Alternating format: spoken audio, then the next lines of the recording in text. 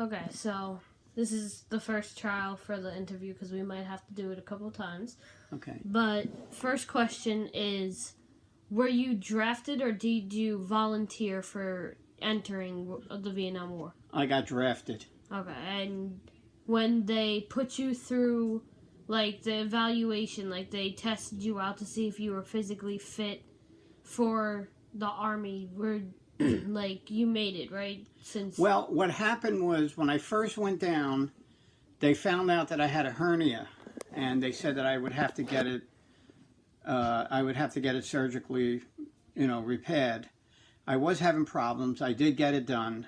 They gave me a 1Y classification, which means I was deferred for 1 year. Okay. But then exactly 1 year to the day, I got drafted. I was 19 years old. I was 18 when I went for the first physical. And then 1 year later, at 19, I was then drafted. Okay.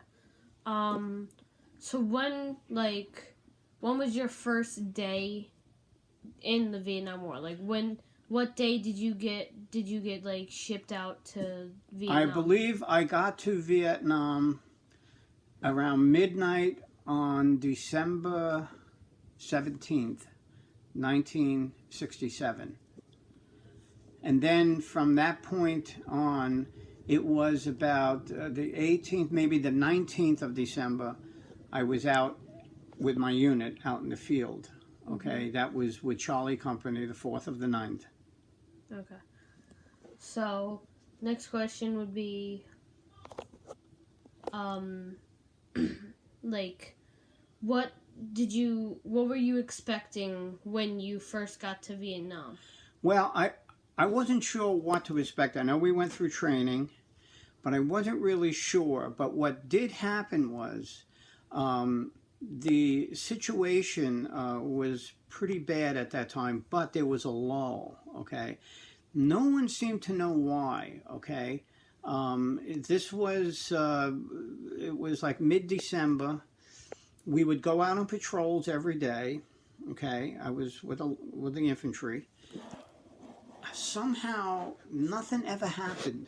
Not that I wanted it, but we were out on patrol and nothing ever happened. And there were guys that were there much longer than me said something is not right because they usually used to make contact with either the North Vietnamese or the VC. Okay. Mm-hmm. Well, what we found out did happen was they were setting up the Tet Offensive. Okay. Yeah. Which took place right. Which took place about maybe a month and a half later or something of that nature. Mm. And that's when everything changed because, I mean, for me, the environment was the toughest part, getting used to the heat, yeah, living outside the jungle or walking within the jungle and all that. But it was after the Tet Offensive that the combat really started. Yeah, okay? I wrote about the Tet Offensive yes. in my essay. Yeah, and I was that morning was midnight. We went out earlier that day, out on patrol. But what happened was they turned us around and said that there was a truce because of the holiday. They sent us back into the camp. We were at a base camp called Kon Tum, which was right almost on the Cambodian border. I think it was east of Saigon, if I remember correctly. Mm-hmm. And the rest of that day, we sat around. We didn't do much. They brought hot food out to us and everything. But then at midnight, on the offensive, on the date of the Tet, okay, all hell broke loose. Okay, and that's when they attacked Saigon. And Charlie Company, about 1:30 in the morning, our whole unit was airlifted out to Ton Thu Nuit Air Base. Mm-hmm.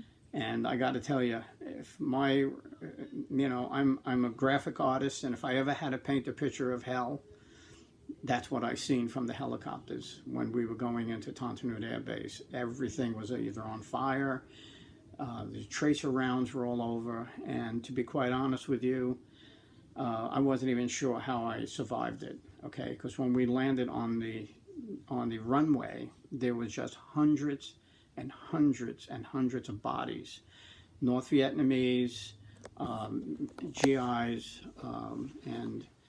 but I made it through at the far end of it, and we were there most of the night until the next morning. Okay, when the smoke cleared. It's a sight that I will never forget. Okay, there was thousands of bodies all over the runways, and they were looking. They had trucks that were backing down the runways, picking up GIs and munitions, guns, and weapons, and so on. And they were airlifting. If there was a wounded GI or if there was a deceased GI, they would take them in the helicopters out to the hospital. Okay, and we were there for the rest of the day. And then it was like everything else. You know, we just got back to our base camp and we just went into the next day. You know, so is there? I mean, that's how I seen the Tet Offensive. You know. Okay. And like I said, you know, every moment we were exchanging fire back and forth, and till this day, I still don't know how I didn't get hit. You know, I mean, I laugh about it now, but that night I didn't laugh. Yeah. You know, it was like, anyway, so. Okay. So I know you said that, like, how, like, you laugh about it now, how you didn't get hit, and you wonder how you didn't get hit, but was there a time that, like, you almost got hit? Like, there was Yes. near-death experience? Right.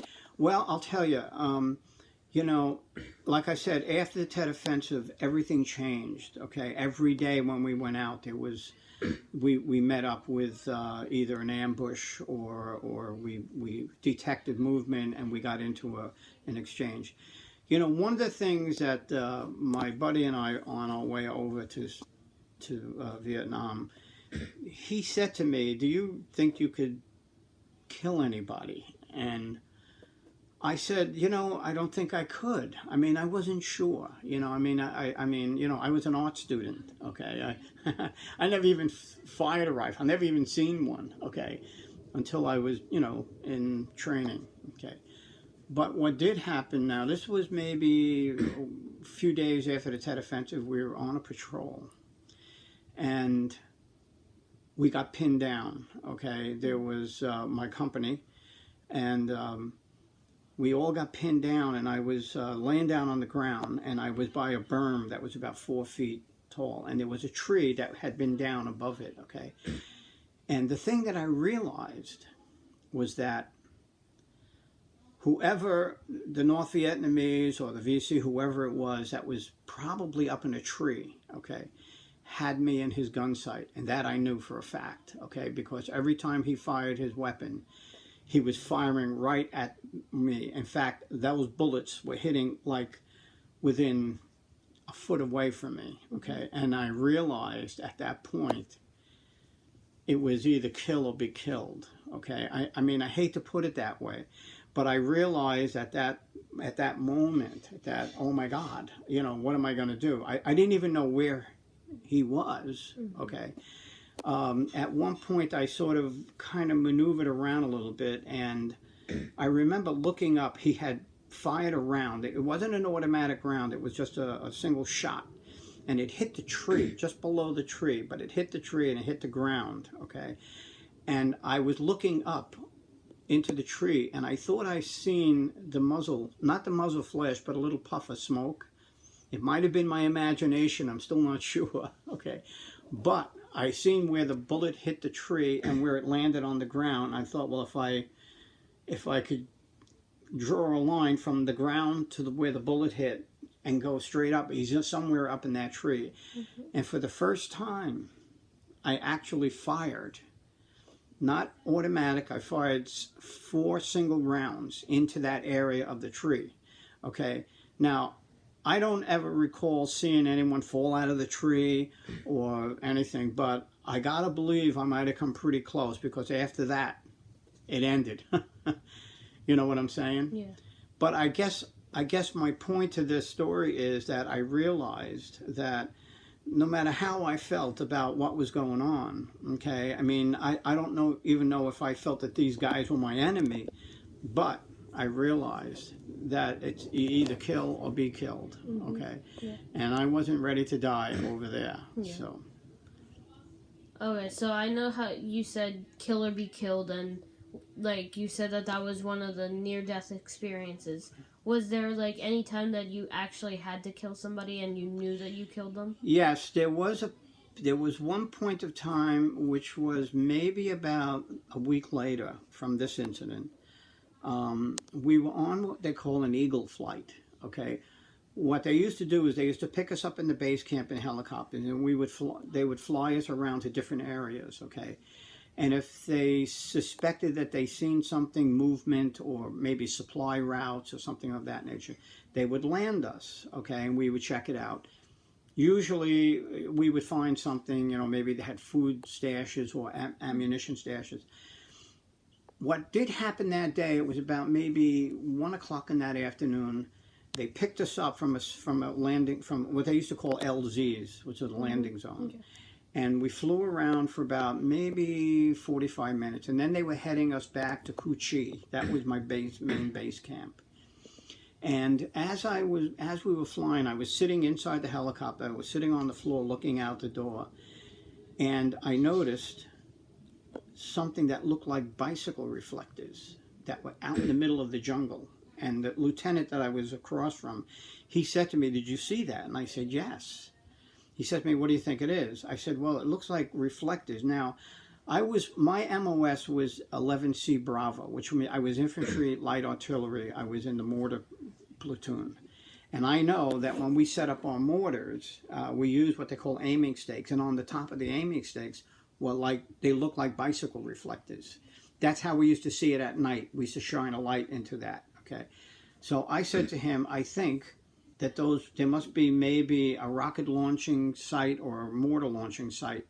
Okay. Now, at that time, the 25th Evac Hospital at Cu Chi was being rocketed every single night. Fortunately, it never hit. They were in the vicinity, but they never did hit the hospital. So the lieutenant, when we landed in Cu Chi, the lieutenant and I went to FDC. Okay. And we asked to see a map of the location that we were in, because I had asked the co-pilot to give me a coordinates of the area that we were flying in, and he gave us these maps. These were aerial photographic maps. Okay. One of the things that I noticed when we were flying over the canopy, I noticed that these 3 holes were cut in the top of the canopy. Okay. That was not natural. It didn't look natural to me, and I pointed it out to the lieutenant. So when we looked on the maps, we actually seen them on the map. So what happened then was they deployed Charlie Company. Okay.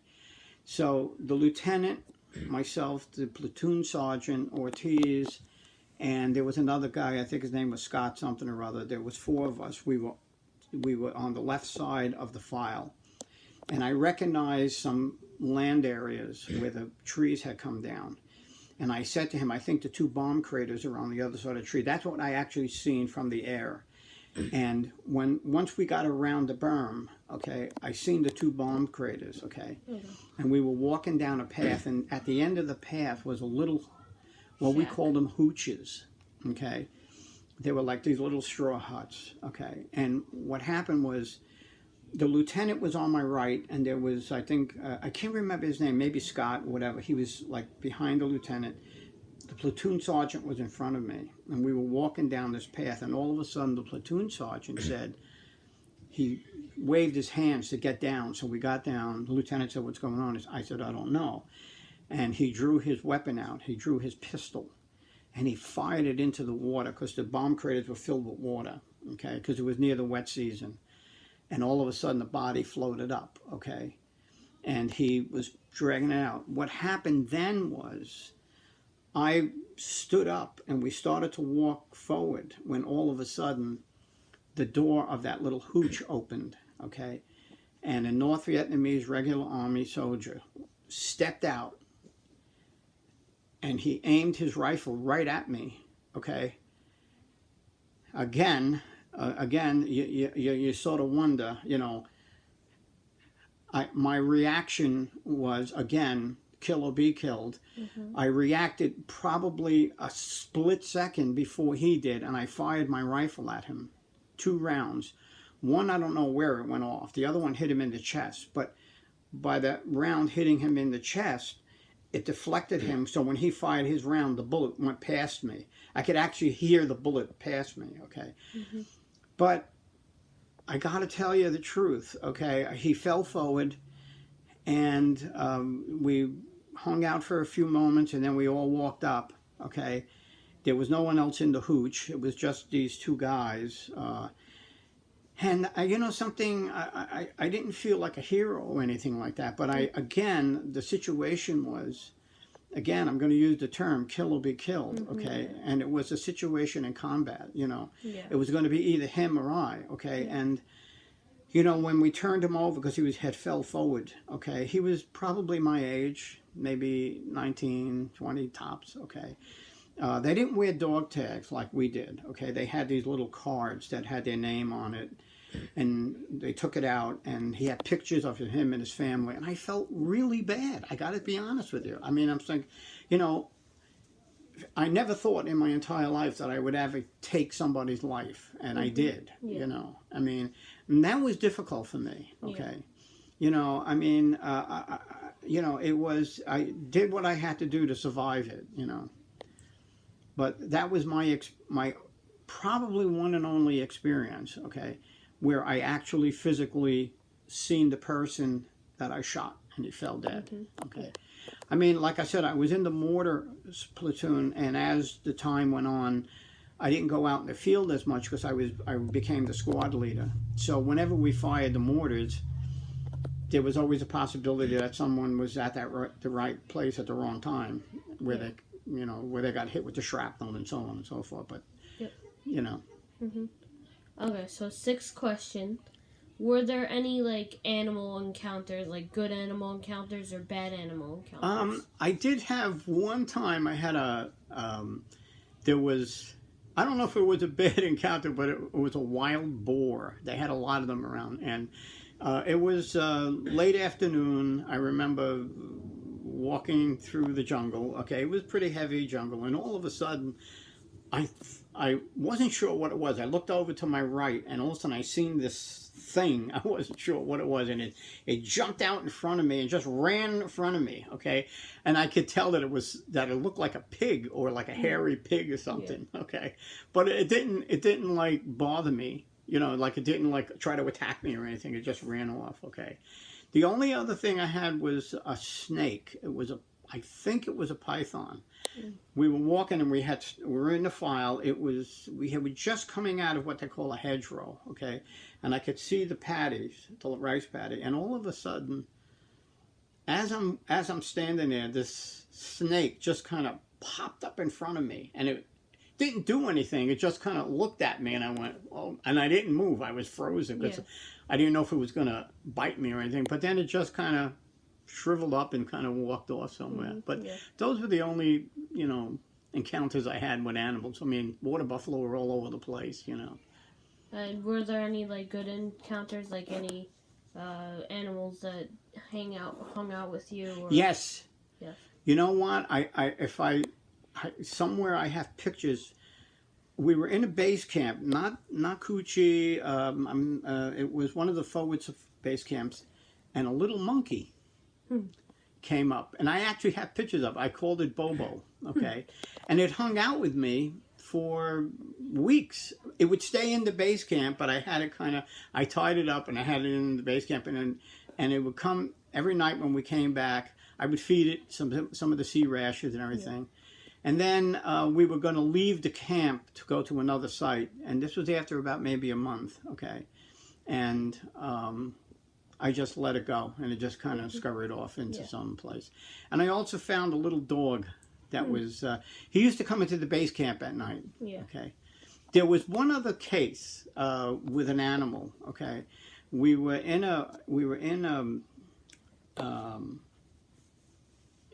It was a village. It was a small village, okay? And my whole company was in there, and I was at the radio, and I heard someone talking into the radio going, "There's a cat." And the CO or the lieutenant said to me, "What did he say?" I said, "He said there's a cat." "What do you mean a cat?" So I said, "What kind of cat?" He goes, "It's a big cat." So I crawled up onto the bunker, and I looked down where the guys were sleeping, and there was a tiger, a full-blown tiger. I mean, it was huge, and it was just walking around, and all the guys were just, they didn't move. Yeah. And it didn't hurt anybody. It was there, and then it just kind of scurried off into the jungle somewhere. Well, I mean, yeah, if, like animals, if they're not bothered, then they won't bother anybody Yeah, else. most cases, yeah. If you didn't bother with them, they would just kind of wouldn't bother with you. You know, like the only thing, the monkey just I used to feed it, so it used to come next to me. Yeah, that's why. Yeah, Because if you feed something or if an animal Yeah. smells food, then they'll go that way. exactly, Looking for exactly, it. exactly. So seventh question. Were any of your like colleagues hit and killed or injured? Yes, yes. There were several cases where one case, we were out in the field and we got mortared. There was mortar rounds coming in on top of us, but we really, again, here's another case where I think about, okay, if we were walking, now I remember saying this to my friend Sal, who was my real good buddy. I said to him, Sal, do you realize if that mortar round that killed, I don't remember the guy's name, it actually hit right in front of him and he was killed. But I said to him, Sal, do you realize if that mortar round was fired, say, 3 seconds later, we would have been in that spot? Yeah. Okay? Mm-hmm. So, but that was a case in point where he was killed by the mortar round, okay? And then there were several other cases where a firefight broke out and the guys were hit. There were a couple of guys there were 2 guys that were killed, okay? And then one night, we were out on patrol. We came back into the base camp around somewhere maybe 6:30, 7 o'clock, okay? And we were sitting down. There was Sal, myself, and a guy we used to call Eggs, okay? I forget his real name because he grew up on an egg farm, okay? I think he lived in Wisconsin somewhere. Anyway, we were sitting there talking, and all of a sudden, we heard a gunshot, okay? We hit the ground, but the bullet hit him in the head and killed him. Thanks. Okay. And he was killed instantly, okay? Again, I have to say, you know, why was it him and not me? You know what I'm saying? I mean, it was just, you know, I mean, we didn't even realize it after we hit the ground. You know, you hear a gunshot, you hit the ground. Yeah. And when we all stood up, he didn't, you know. But that was, I mean, there were probably, you know, others that were hit, you know, that you see them carry them out and so on and so forth, Yeah. you know. Okay, so last question. There was a lot of talks in the books that I read that the American soldiers burnt down villages and raped innocent Vietnamese civilians. Is this true? Well, you know something, I could be honest and say that I don't recall ever seeing that. I did hear about it, okay? I know that the 4th of the 9th, Charlie Company, Alpha Company, Bravo Company, we were all pretty close, and I don't ever remember ever seeing anything like that. We did protect villages. We were brought into certain areas for a period of time, but I don't ever remember that happening in our area. But unfortunately, I did hear about that. Yeah. Okay. And that's the reason why when the soldiers that survived came home, they weren't celebrated because of the rumors that went around that that's what happened in Vietnam. You know, I returned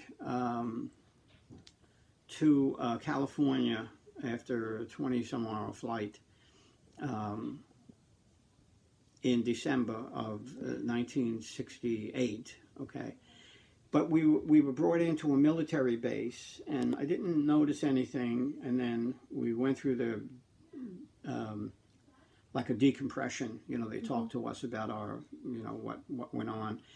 And then the next morning, I was heading back to New York, and then when we got to the what do you call it, the airport, the international airport, that's when I started noticing they were chanting and they were spitting at us, and I thought, you know, and they were calling us baby killers and Yeah. women killers, and I remember looking at my friend Sal, who also survived with me. I said, Sal, why are they saying this to us? You know, I mean, we never killed any babies. We never killed any women or anything like that. You know, we did what we had to do in a combat situation. But later on, I mean, because you didn't get too much of the news there, Yeah. or maybe you didn't even, maybe we didn't even want to read a lot of the news. But then later on, I found out about these situations in My Lai, I guess it was, Lieutenant whatever, had burned down this village and killed all these people. And I said, well, okay, I could understand why. The problem that I had with that was that there were thousands of us that never did anything like that. And it was a small group, but they took it out on all of us, okay? And, you know, I mean, I did what I had to do, okay? I came home and I was like, I was a little devastated by the fact that, you know, I mean, I didn't want to feel like I was a hero, okay? Yeah.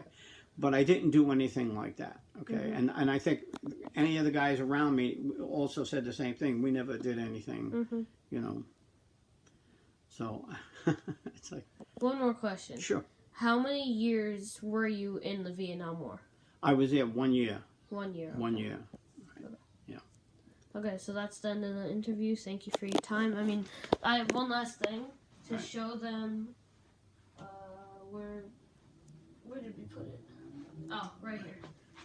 The picture of you Oh, let me take it out. when you were in the army. Right. This was a portrait. As I said, I was a graphic artist, and I also was a fine artist. And this is a portrait that I painted of myself. Okay. The actual photograph that was taken, till this very day, I have no idea who actually took the picture. The portion underneath that I added in, showing Vietnam, the helicopters and all that, I just added that in. But the actual photograph, till this very day, I have absolutely no idea who took the picture. When I came back from R&R, the guy at the orderly room said to me, oh, I have an envelope for you. And in the envelope was this picture, okay? And I had no idea. I mean, there were many days that I wore camouflage out on patrol. And that's the reason why I painted this picture, because it just brought back a memory that I couldn't even remember. Yeah. Okay.